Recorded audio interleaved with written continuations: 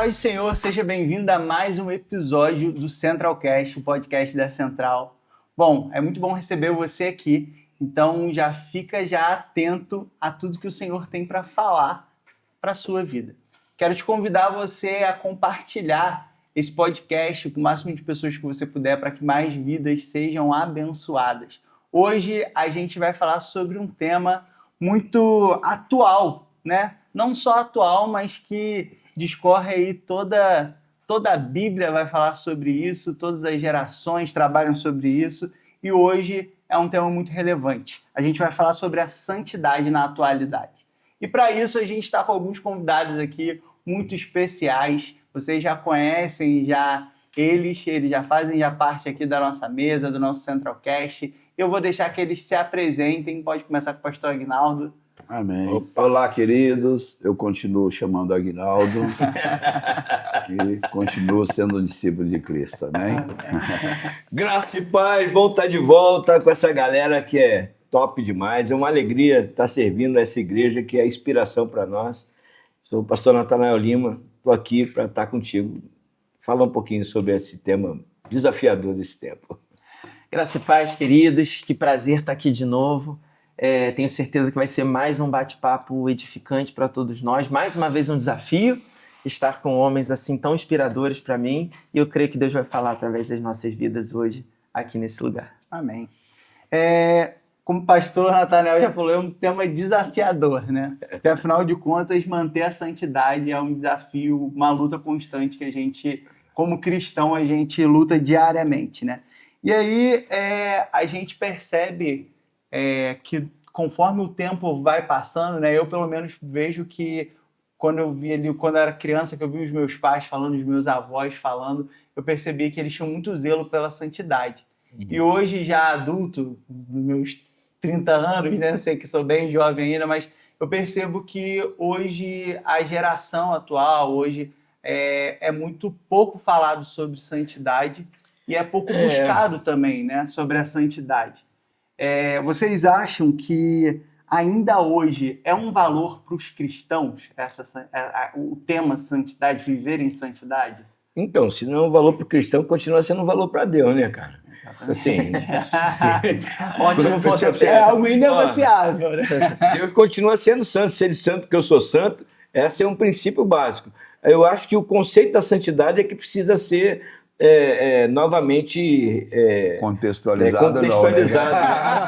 Cuidado com essa palavra, contextualizado. Ele precisa ser novamente proposto na medida da santidade de Deus e não na medida da santidade que o homem compreende por causa das interpretações variadas hoje que nós temos, bíblicas inclusive. Sim. E correntes teológicas, mas eu penso de que a santidade, Deus é padrão de santidade. O nosso padrão de santidade não pode ser outro. Então, a motivação da santidade é que eu acho que nós precisamos rever. Porque se antes os mais velhos tinham a santidade como motivação para a salvação, né, eu penso de que hoje a revelação já foi maior e hoje a gente tem a santidade como resposta à graça recebida.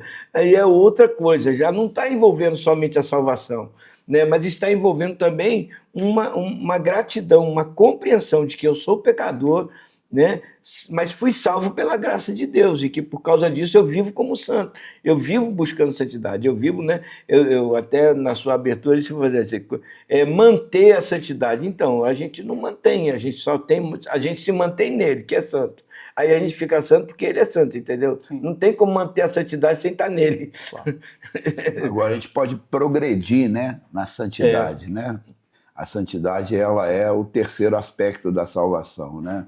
Justificação, regeneração e santificação, né? Porque além desse conceito que o pastor Natanael fala, como a santidade ser o resultado de uma graça que nos alcançou, também a gente precisa buscar na essência do significado do que é santidade, né? Que é separação, né?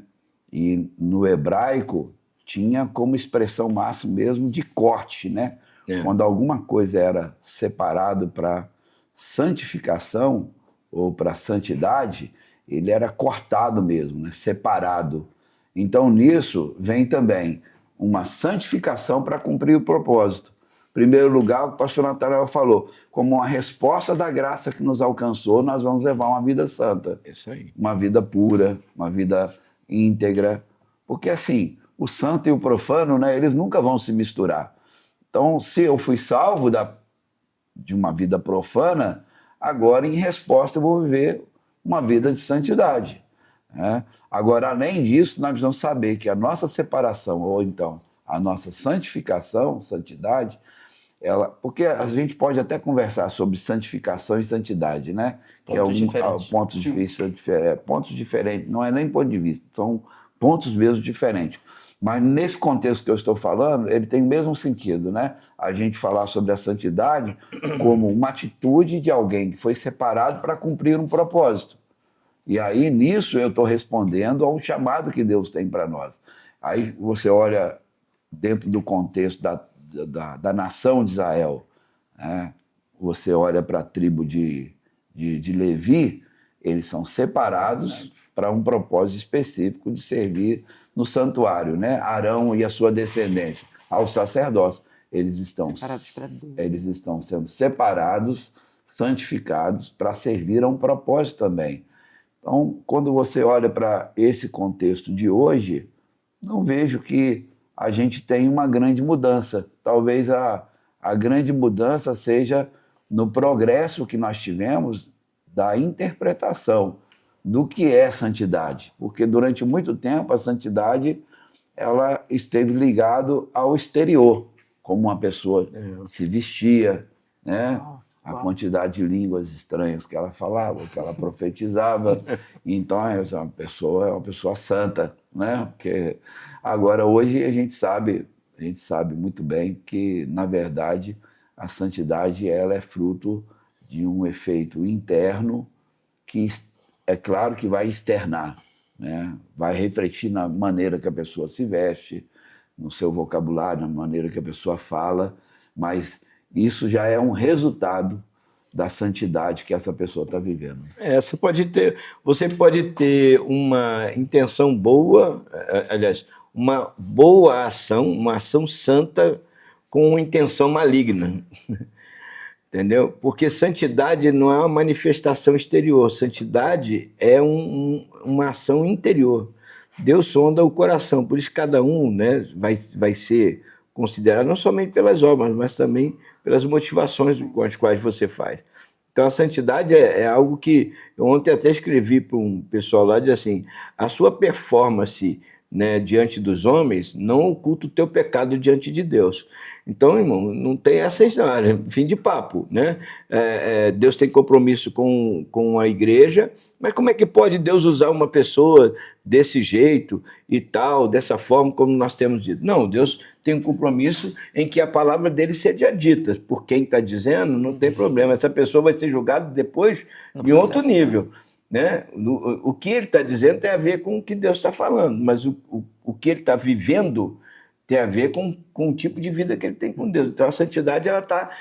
O John Wesley estabelecia a santidade como sendo uma motivação interior, né? Um conceito interior. Eu aprendi com o meu pastor Joás, que hoje é bispo Joás, na época era meu pastor, e ele me ensinou nos ambientes, eu fazer a pergunta, com que motivação eu estou fazendo isso? Eu estou elogiando você por quê? Eu realmente penso isso de você, ou eu estou querendo ter algum benefício ou lucro com você?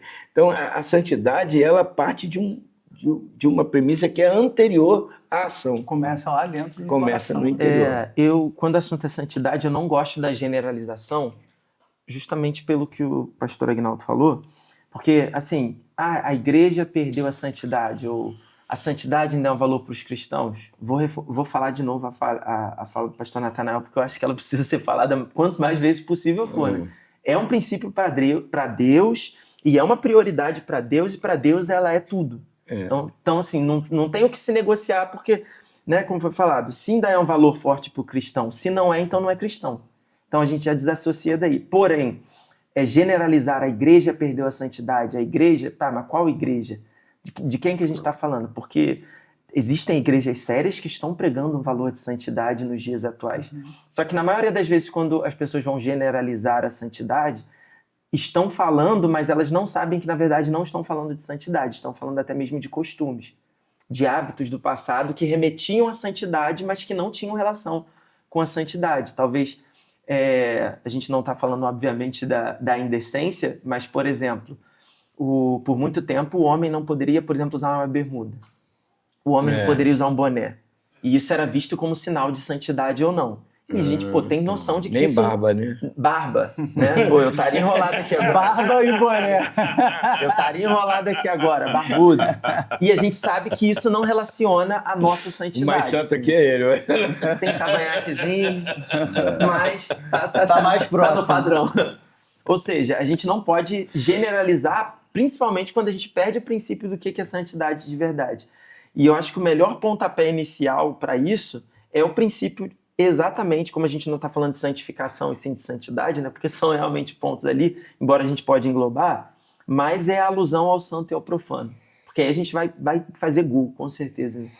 Porque quando a gente contrapõe, a gente sabe do que a gente está falando. Então, por exemplo, o que de fato é santo e o que de fato é profano? Aí a gente vai entrar na questão das trevas e a luz, né? Uau. Não tem comunhão nenhuma. Não.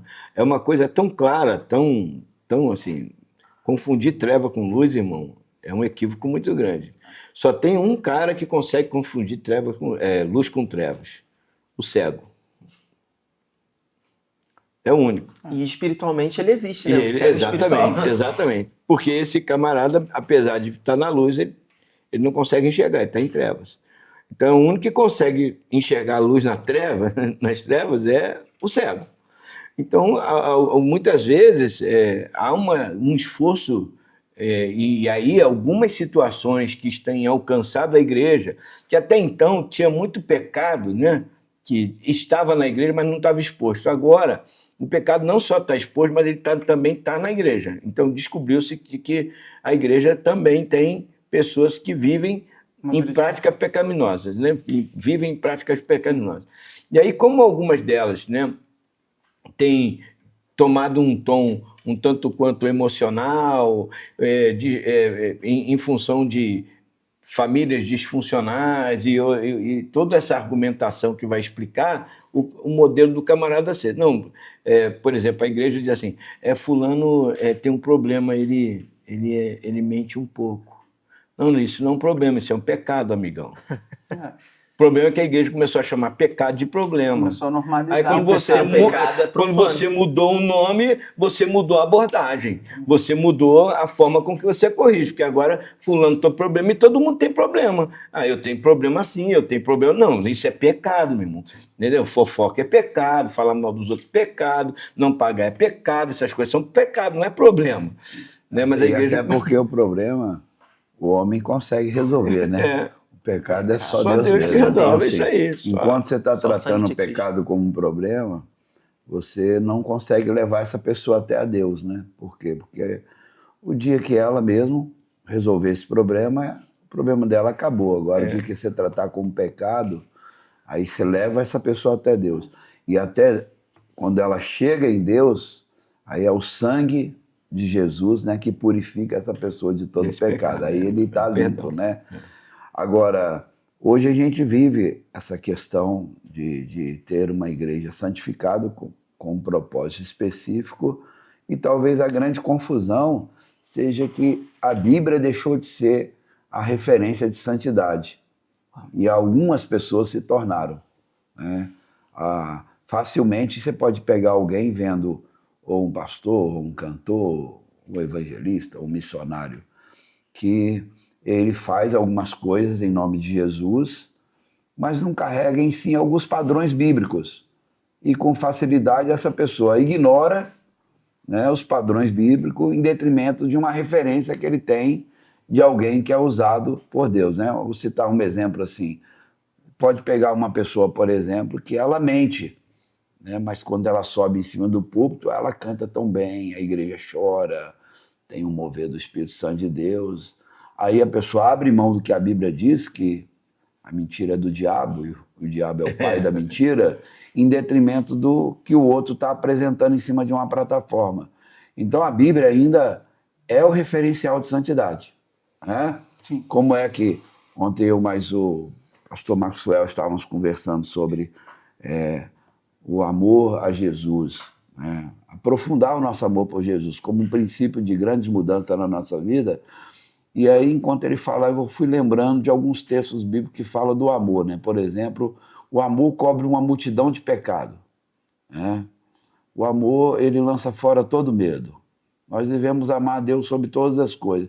Então, se nós colocarmos como prioridade amar a Deus sobre todas as coisas e aprofundar esse amor a Deus, nós vamos ter temor até de fazer qualquer coisa que a gente Que desagrade a Ele, né? Essa relação que os meus filhos têm comigo me ensinou muito sobre temor, né? Eles não fazem alguma coisa por medo mais. Eles fazem alguma coisa com temor de me desagradar, da visão que eu vou ter do ato deles, entendeu? Do que eles estão fazendo. Isso faz com que, por exemplo, eles sempre, acredito eu, em algum momento são jovens dessa geração, desejaram ter uma tatuagem, entendeu? Mas eu não gosto de tatuagem, eu, Aguinaldo, né? Estou entrando em questões bíblicas não, que nem inventa de fazer um podcast com esse tema que eu estou fora. Polêmica. Eu queria estar Mas nesse eu não dia. gosto, cara, e meus filhos nunca fizeram, entendeu? Então, assim, é porque eles têm medo de mim, cara? Não, eu respeito, eles são adultos já, mas é porque eles têm Não quero te temor. desagradar. Então, a Bíblia ainda é o padrão de santidade, né? Porque quanto mais você conhecer a Deus, mais você vai ter uma vida de santidade. Esse amor que você vai desenvolver por Deus, ele vai criar em você, né, um temor que seja diante de todos ou longe de todos, né? Você vai manter a mesma postura de santidade. Eu acho que o nosso erro, às vezes, nosso erro quando eu falo contexto cristão, né?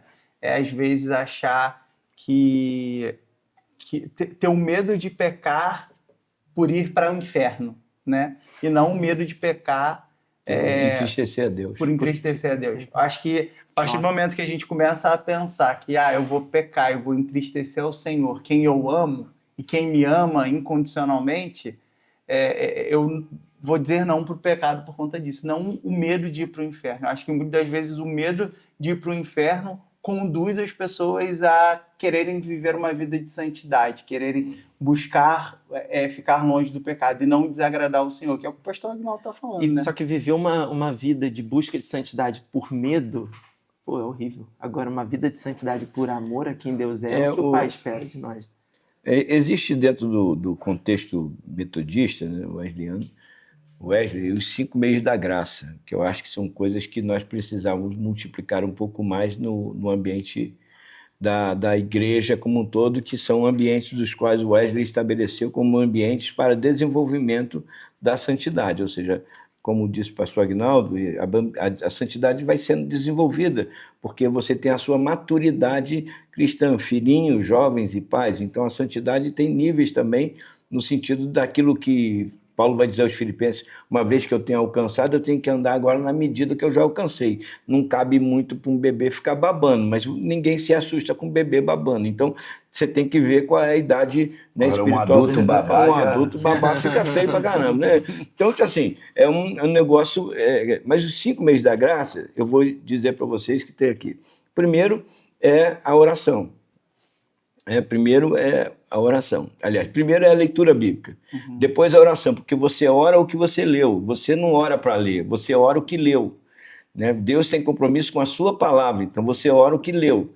Depois da oração você tem o jejum, porque uma vez que você orou o que leu, agora Deus te deu algo para fazer que você olha e diz: pô, eu não tenho condição de fazer. Então agora eu jejuo. Agora eu jejuei. O meu jejum tem por objetivo, né, me conduzir a um ambiente de reflexão. Então eu vou ter o que vai chamar de meditação ou contemplação. Eu vou meditar de como eu vou aplicar esse versículo que Deus me confrontou na minha vida. E por final eu vou praticar boas obras. Então eu tenho leitura bíblica, oração, jejum, meditação e boas obras. Se eu pratico isso cotidianamente, se isso se torna parte do meu cotidiano cristão, da minha vida cristã, eu desenvolvo minha santidade. O problema é que as pessoas confundem santidade com algo que ele para de fazer ou deixa de fazer e não com algo que ele desenvolve e pratica. Todos os dias. A santidade é para ser praticada, né? Mas a pessoa confunde que santidade é para deixar de fazer uma coisa. Ou quando também não pratica alguns desses elementos, mas com os propósitos errados, né, cara? Certa vez chegou uma pessoa pra mim, cara, tô precisando trocar de carro, eu tô fazendo um jejum aí, eu preciso trocar de carro, eu tô fazendo jejum, Jejum para trocar de carro. Vai de acordo com a fé de cada um. Vai fazer o jejum pra trocar de A carro. não ser que esse cara não tem fé nenhuma, entendeu? Aí o jejum vai desenvolver a fé Porque dele. Né? aí quando o pastor Nata traz esse contexto, o que a gente está vendo ali? É uma trilha, a gente gosta muito de falar de trilha, né? Mas enfim, mas é uma trilha que faz sentido, é uma caminhada. E quando você faz o jejum, a palavra que ele trouxe que eu achei extraordinária, né? A reflexão ali. Porque esse jejum te aproxima tanto de Deus, mas tanto de Deus, que te faz acessar coisas em Deus que quando você está com os olhos carnais somente, você não acessa, Mas cara. pegaram o jejum e botaram na lei. Entendeu? Pegaram Fizeram o jejum e contextos transformaram como errados. se o jejum não fosse uma prática. É uma ferramenta extraordinária de santificação. O jejum virou um negócio que eu uso quando eu quero alguma coisa. Entendeu? Uma moeda de troca, sendo que é uma das mais Confundindo o extraordinárias negócio. ferramentas de aproximação e de santificação. Eu acho que... Pode E que nos leva a essa aproximação de Deus, porque o ser de santos como eu sou santo tem muito mais relação com proximidade de Deus do que ficar olhando Deus de uma plateia. Não é expectar Deus. Não, Olha, eu estou assistindo né? e vendo. É ser santo pelo relacionamento. A gente se parece com quem a gente se relaciona. E essa santidade que Deus possui, quando ele vai falar ser de santos porque eu sou santo, ele está falando de proximidade, cara. Sim. Que a gente constrói através dessa trilha. Agora, pensando nessa questão desse tempo que a gente tem vivido, né? Eu acredito que tem duas vertentes ali que a gente vê entrando dentro da igreja também, né? Que é a questão da modernidade, da cultura moderna, que traz o relativismo, que entra dentro da igreja, onde tudo é relativo, depende, não é pecado. E tem a questão também da parte da teologia contemporânea, que vem aí algumas vertentes, que a gente ouve muito falando, que é a questão da hipergraça, né?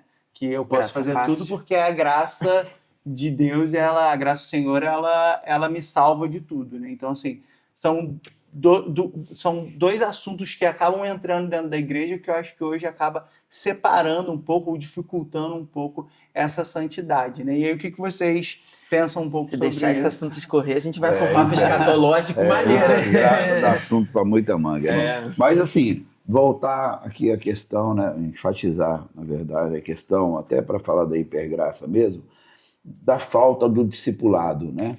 Porque todas essas doutrinas, elas são abraçadas pelas pessoas por falta de conhecimento. Oséias já dizia, né? O povo sofre por falta de conhecimento, cara. É falta de conhecimento. Quantas pessoas hoje conhecem, por exemplo, vou pegar só um exemplo aqui, conhece o que é jejum só pela prática dessas igrejas que usam o jejum equivocadamente. Com moeda. Né? Ela nunca teve uma instrução do que é o verdadeiro jejum. Né? Então, assim, quando você olha para a falta do discipulado que a gente tem, a primeira preocupação de Lutero, né, depois da reforma, foi a questão do catecismo, de dar a essas pessoas que chegavam à igreja uma orientação, um conhecimento da sua vida em Cristo. Nós hoje, falo isso com muito lamento, abandonamos o discipulado, porque a ordem da grande comissão é pregar o evangelho, mas também ensinar as pessoas a guardar todas as coisas que nós aprendemos. E isso não é para o pastor da igreja, a grande comissão. Né? Isso é, na verdade, para todo cristão. Todo cristão ele tem essa responsabilidade de orientar aqueles que vão chegando à comunidade da fé qual é agora a sua nova postura diante da graça que alcançou ele. E aí, quando nós não ensinamos, os outros ensinam errado. E aí a gente tem essa dificuldade de trabalhar hoje esses verdadeiros assuntos. Então, voltar ao discipulado e explicar o que é graça. Você vê, a Assembleia de Deus é a denominação que mais cresceu no Brasil nos últimos anos, né? Tem-se a dúvida se ainda mas que ela foi, é fato, né? São 22 milhões aí, se juntar todas muita as gente. convenções e campos, são 22 milhões hoje, é 10% da população do Brasil. O que eles faziam quando uma pessoa aceitava Jesus? Batia no ombro dele, ó, agora mulher, né, não pode cortar cabelo mais não, né? O homem não pode usar bermuda, não pode jogar futebol, porque eles entendiam que aquele ali, o ato daquela pessoa se vestir de novo, Era Santi. fazia com que eles fossem separados do mundo. Né? Quantas vezes a gente ouviu alguém dizer assim, não, cara, porque como é que vão distinguir você entre os outros, se você é crente ou não?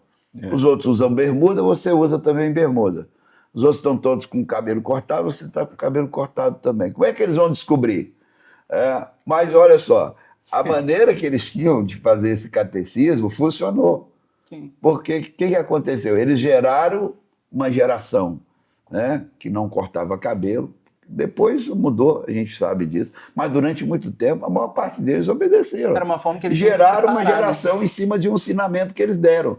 Se nós pegássemos, porque a gente só critica, né? Se a gente pegasse o método, E converteu, aprimorasse. entendeu? O cara converteu, rapaz, agora é o seguinte, né? Você tem um novo estilo de vida. Né? Aí Paulo vai dizer, se você roubava, agora você não vai roubar mais. Né? E aí vai dizer, e trabalhe. Isso aí, é verdade. No lugar do roubo, vai trabalhar agora. Ele fala que não é para fazer e já fala o que isso, você o tem que que tem que fazer. fazer, pô. Então, assim, nós abandonamos isso, nós terceirizamos. O cara chegou na igreja, a gente só celebra. Como se a chegada fosse o ponto final na vida dele, enquanto é só o ponto de partida. Esse acompanhamento Era uma nova vida dele, né? É o bebê que chega na casa, você celebra. Beleza, tá muita alegria, chegou o bebê. Mas se você não nutrir esse bebê, se você não limpar esse Ensinar, bebê, educar. se você não ajeitar, ele vai morrer, mano. Ele vai... Ou então, né, digamos que ele tem uma condição mais excepcional, ele vai sobreviver do que ele conseguir, mas, apesar de ser, eu acho que seria quase que O impossível. maior... Mas sem eu acho que essa temática que o Aguinaldo colocou é muito positiva, de assim, cara, a gente não pode viver de celebração de conversão. Porque a Bíblia vai dizer que a celebração está no fruto que permanece, Exatamente. não está no fruto que é plantado. Então, tipo assim, a gente está plantando, a gente tem gente nascendo de novo, é legal, mas é o batismo, aí o pessoal, não, batizou, agora acabou. Não, o batismo é o início do processo. Agora ele vai ter um discipulador. Antigamente tinha-se essas pessoas que parece que na igreja cuidavam mais dos mais novos. Como a igreja vai crescendo, eu tenho vivido isso na minha realidade local, às vezes a igreja vai crescendo, ela vai perdendo, a pessoa vai perdendo essa responsabilidade de manter o outro junto, de manter o outro perto. Eu lembro da irmã Marli, cara, eu me converti com uns 30 e poucos anos já tinha. A irmã Marli Candéia, ela é uma referência para mim de evangelismo. Eu era novo convertido, cara, não entendia quase nada. Ela chegava para mim assim, tá jejuando? Aí eu falei, não, tem que jejuar. Então, assim, não tinha o lógica. pecado, Não sei tinha lá. lógica o que ela está falando no sentido. Não me explicava, mas ela disse, você explicava. precisa fazer. Fica sem comer. Aí, tá lendo a Bíblia? Tem que ler João. Aí ela me deu. Aí ela chegava domingo, 3 da tarde, eu vinha de Realengo, acabava a escola dominical 11 horas, eu ia para casa da minha sogra na época, para almoçar lá na casa da minha sogra, que ainda namorando, ia ficar noivo da minha esposa. Ela dizia assim, 3 horas encontra comigo na porta da igreja. Aí eu ia para lá, para a porta da igreja. Quando eu ia para lá, rapaz, Maria Candé é doidona, mano. Ela me mandava para cada lugar, ela ia comigo.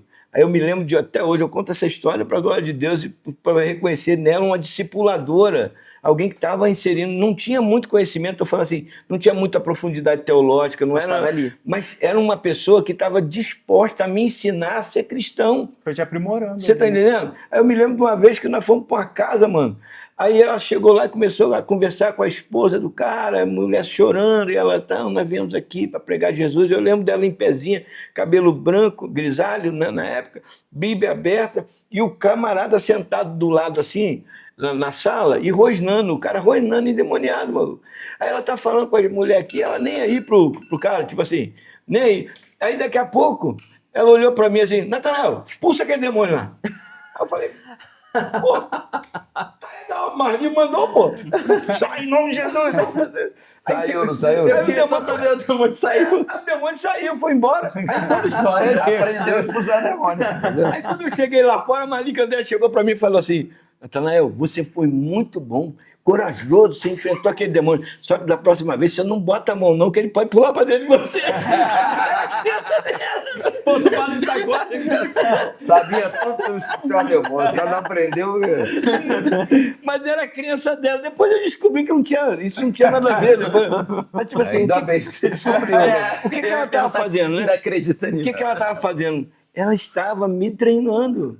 Ela estava me discipulando. Sem as ferramentas a Bíblia necessárias, vai mas dizer que estava as ali. mulheres mais velhas devem ensinar as mais novas como novas. agradar seu marido. Aí você encontra na igreja, porque o secularismo entrou na igreja. Esses dias aí eu repreendi uma mãe sobre isso. Disse, minha filha não vai casar nova, não. Primeiro ela tem que trabalhar, fazer a faculdade para não depender de marido. Eu falei, isso é do diabo, minha filha. Eu falei, não, cara, isso aí é ensino do capeta, minha filha. Porque o ensino bíblico é de que ela dependa do marido mesmo e não há temor nem vergonha. Isso não é a significa, faculdade que isso vai não ensinar ela a significa ser que ela mulher, não pode trabalhar, Não mas significa significa que ela não deve ter o Mas pensamento se de a independência. motivação é- A motivação é errada. Se a motivação, então, a própria, às vezes, né, não há quem ensine a poder viver essa vida comum do lar em santidade, esse relacionamento profissional, Eu posso esses pegar ambientes uma palavra que tu proféticos. disse que é extraordinária? A maior marca da ausência do discipulado foi uma falta de ensinamento, obviamente. E essa falta de ensinamento deixou uma abertura ali que, com a cultura moderna entrando dentro da igreja, criou uma dúvida. Aí a palavra que você usou. Muitas pessoas começaram a confundir santo e profano com gospel e secular, por exemplo. É isso aí. Aí, e a santidade está dentro disso, porque o que é gospel é santo, o que é secular é profano. E às vezes algumas coisas que não tem nada a ver se tornam até santas, como por exemplo essa frase: não, minha filha vai trabalhar, minha filha vai ser independente, a minha filha vai ser dona de si. Na cabeça dela, pô, tô treinando a minha filha. Na realidade bíblica, isso é profano. É. Aí, enquanto alguns momentos, pô, aquela série... eu sei que não tô incentivando ninguém a sair assistindo qualquer coisa, porque tem muita coisa ruim, mas às vezes aquela série cotidiana Mas a do dia a pessoa dia, tem que não é exercitar, gospel, cara. Eu preciso que é só ensinar secular, aqui, cara. mas como não é gospel, Mas, cara, é secular, então é eu profano. preciso, E não tem... eu preciso ensinar as pessoas a ter maturidade, a isso aí. identificar Porque o não que é tem- de Deus e que não, Não é. tem relação, E aí a tem gente- muita coisa que é gospel que nem sempre vai ser santo, e tem muita coisa eu te vi secular passar na prova e não te que ajudou. nem sempre vai Isso ser é maligno, e né, tem irmão? muita coisa que é secular que nem sempre vai ser profano. O que a gente tem que olhar para a santidade é o que está na Bíblia. Que mesmo que fira às vezes algumas das nossas vontades e gostos, o que o pastor Agnaldo falou? Qual é o nosso padrão de santidade? É o pensamento, é a forma de viver de um homem, de uma pessoa? A gente tem que ter pessoas para se inspirar, para nos... Sim, mas é o que está na Bíblia. É isso aí. A partir do momento que o que está na Bíblia cai de cena, então eu saio de cena junto. É isso aí. É. A gente ficaria ainda bastante tempo aqui ainda, né? Esse assunto é um assunto que tem Dá assunto. bastante assunto para a gente falar, né? A gente tem várias abordagens aí e várias temáticas para poder realmente trazer essa munição para a igreja, né? Nos tempos de hoje. Mas para finalizar, eu queria pedir para cada um de vocês que trouxesse uma palavra, né? De busca de santidade para as pessoas que estão nos ouvindo. Nos tempos de hoje, que a gente sabe que são tempos difíceis, né? Então, na atualidade, o que eu, como crente, eu preciso me munir para estar ali firme na presença do Senhor? Vou assim, na prática, né? O caminho da santidade. Primeiro, assim, a gente ter essa consciência, né? Eu fui separado, né, para um propósito. Primeiro, glorificar a Deus. Segundo, comunicar o evangelho da salvação. Porque esse é o propósito da santificação, né? O Senhor me separou, me tirou do mundo para quê? Para que agora eu possa servir a Ele, né? Na glorificação. Vou fazer isso na eternidade. Porque se Deus não tivesse um propósito, e o único propósito fosse a adoração, nós nem teríamos nascido. Mas nascemos, Deus permitiu que nós vivêssemos algumas experiências fora dele, mas agora que nós estamos diante dele, fomos separados para glorificar a ele. Paulo diz, quer comais, bebais ou façais qualquer coisa, faça para a glória de Deus. Isso é santidade. Esse conceito meu da santidade progressiva, ela ele é construído até a partir da carta de Hebreus 12, acho que versículo 4, seguir a paz com todo e a santificação, né? Seguir tem essa ideia mesmo, ou essa indicação de que é um processo, eu estou seguindo a santificação. Então, sou separado em primeiro lugar. Para quê? Sou separado para glorificar o nome de Deus. E sou separado para cumprir um propósito de Deus. Pregar o evangelho e levar outras pessoas a seguir aquilo que eu aprendi a seguir com Cristo Jesus, Senhor. Segundo lugar, um conselho que eu dou aqui. As redes sociais não são elas que vão construir em nós o conceito de santificação. Os modelos, às vezes, que nós estamos vendo, que até parece que está dando certo, também não são os modelos que vão construir em nós uma vida de santidade. É a Bíblia ainda.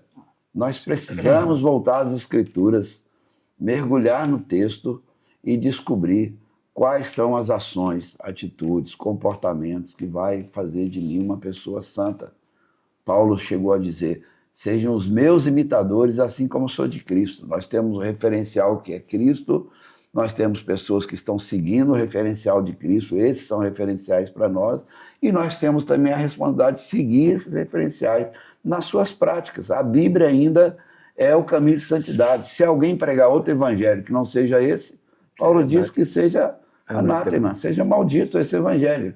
A Bíblia diz isso, mas nós precisamos contextualizar ela, nós precisamos trazer ela para os dias de hoje. A Bíblia, quem tirar um tio ou acrescentar, esse já tem uma palavra, né, destinada para a sua vida. Então, sim, nós vamos nos separar do mundo, não é pelo corte do nosso cabelo, pela roupa que nós vestimos. É claro, nem entramos nisso aqui. A nossa vestimenta é seguir um padrão de decência. Sim. Eu estava ouvindo uma pastora dizer que está ficando difícil realizar encontro de casais em hotéis e resorts, porque ela disse que a falta de ética, às vezes no uso da sauna, da piscina, ficou discrepante. E ela citou lá de uma pessoa que era dona de uma marca de biquíni e que usou esse encontro de casais na hora lá do lazer para fazer propaganda do biquíni, né? Então, o padrão lá era mulheres com short, maiô, e homens com bermuda, né? Com shorts também, bermuda. Mas vai para lá um monte de, às vezes, homens que estão buscando a restauração, mulheres, às vezes, que estão procurando restaurar o seu casamento, se depara lá com um monte de mulheres na piscina de biquíni de fio dental. Aí elas optaram não fazer mais encontro de casais em resorts, né? Veja a que ponto a gente chegou, não conseguir discernir o lugar que nós estamos. Então, assim, a Bíblia é o referencial para nós, não é o que os outros estão fazendo, nem oferecendo, mas essa volta às Escrituras que vão dar a nós esse padrão de santidade que nós vamos seguir, né? Pastor Daniel. O princípio bíblico da santidade é de que Deus, a Bíblia vai falar que a vontade de Deus é a nossa santificação. Essa é a vontade de Deus. Então, algumas vezes, eu sempre tive uma crise assim, com a igreja, no sentido assim, às vezes a igreja diz que o que nós devemos fazer, mas não diz como devemos fazer. Como é que eu faço isso? Como é que vamos separar, né? Jesus orando pelos seus discípulos, em João 17, vai dizer: Pai, eles estão no mundo, né? Eu não peço que você o tire do mundo, mas que os livre do mal. Ou seja, a realidade de que há realmente essa distinção, mesmo estando em um ambiente, porque às vezes as pessoas acham que separação é simplesmente sair de um ambiente. Mas se o ambiente não sair de você, irmão, é o povo que saiu do Egito que continuou vivendo com mente de escravo. Então não adianta. Você saiu do ambiente, mas o ambiente está em você, fim de papo. Então, o que é que eu sugiro para você que está aqui, né, nesse podcast, aprendendo? Desenvolva as práticas, pelo menos isso eu tenho orientado, né, dos meios da graça, dos 5 meios da graça. Aprenda sobre santificação, se interesse sobre ser santo, né? Não fique somente com quem diz isso pode ou não pode. Irmão, já é uma infantilidade dizer assim, pode ou não pode. Né? A pessoa chega para mim para perguntar: pastor, eu posso fazer uma tatuagem? O problema é seu, meu irmão. Eu não vou me meter nisso. Não vou me meter. Agora, preste atenção, a Bíblia diz que, aí eu vou pontuar quais são os benefícios que esse tipo de prática vai trazer para você na sua vida comum. É só para você? né? E quais são os malefícios que isso pode trazer para as pessoas que estão à volta, né? No sentido assim de dar uma má interpretação do que você está fazendo. Paulo estabeleceu de que não é pecado comer carne do centro de macumba. Não é pecado comer lá no Mas aí Irã. o cara vira Mas ele pra diz você e fala mas, assim, mas o camarada está comendo lá, então eu vou comer também. Mas ele, na mente fraca dele, vai fazer o que você estava fazendo, porque você tem um conhecimento, e ele vai cair em pecado, porque a hora que ele for lá e comeu a coxa do frango do centro de macumba, e quando ele sair de lá, ele pensar assim, pô, tô com dor de cabeça, cara. Ele diz, tô macumbado, pronto. A mente fraca dele, a fé fraca dele, Melhor deu que não força faça. ao pecado. Então, pronto. Então, eu deixo de fazer muita coisa que eu não acho que é pecado. Mas porque algumas pessoas vão ver e vão Não dizer convém. assim, vão ficar enfraquecidos. Então, é os três não, né? É me é lícito, me convém, edifica. Tudo que a Bíblia não diz assim, não pode, eu tenho que fazer essas três perguntas. Pronto, eu vou conseguir viver sem mas santidade. aí o cara vai lá ver o pastorzão, né, que tá todo tatuado, que ele tá todo coberto. Ah, mas o pastor fulano de tal, assim, qual que é o seu referencial, cara? É a Bíblia ou é o referência, pastor, entendeu? Isso que é referencial, sempre tem que ser a Bíblia, né? Guilherme? Para tentar sair e não falar o que os meus amigos aqui já acabaram de falar, quando a gente parte do princípio de santidade por meio de luz e trevas, a gente entende que o desejo do inferno, o desejo do diabo é afastar a humanidade de Deus a todo custo. É isso aí. Ele quer afastar os homens de Deus. E partindo desse princípio de luz e trevas, todos nós já tivemos, infelizmente, o desprazer de ver alguém que tinha tudo para dar certo cair. Sabe, quando você pensa naquela pessoa, cara, essa pessoa era pra...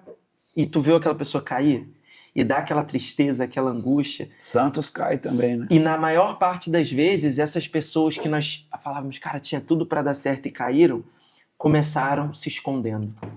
Cara, você quer uma receita infalível para cair, para deixar de ser santo, é se esconder dentro das próprias vontades, é se esconder dentro... E às vezes não somente vontade no sentido do pecado que aconteceu, tem que ser antes.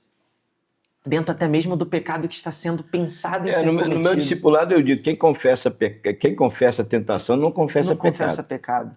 E quem confessa a tentação certamente está muito mais próximo de um caminho de santidade Com certeza. do que quem está com medo de confessar a tentação por medo de não parecer santo. É isso aí. E aí eu encerro dizendo que, cara, embora essa mesa é uma mesa de um podcast, lugares como esse se içaram. O pastor Agnaldo falou, né, da nossa mesa ontem, falou que foi um lugar de conquista, mas eu acredito que a maior parte de nós foi ali para lavar a alma mesmo. Né? Então, foi o momento de contar as tristezas, as fraquezas, as preocupações. Saímos de lá, cara, um dia novo. Porque quem confessa as suas dificuldades, eu sei que alguém orou por mim depois, eu orei por alguém depois. Esse caminho, com certeza, é o caminho Amém. que tem um princípio para nos trazer, para nos aproximar de Deus. É estar próximo, né? Próximo de pessoas que vão te levar para próximo do Senhor. Ter uma leitura bíblica, porque é a Bíblia que vai revelar para a gente, de fato, essa santificação que a gente deve buscar no Senhor, na qual o autor de Hebreus vai falar, né? Busquem santificação, sem a qual ninguém verá a Deus. Então, que você viva em busca dessa santificação no Senhor, que você viva em busca dessa restauração do Senhor também no momento que você cair.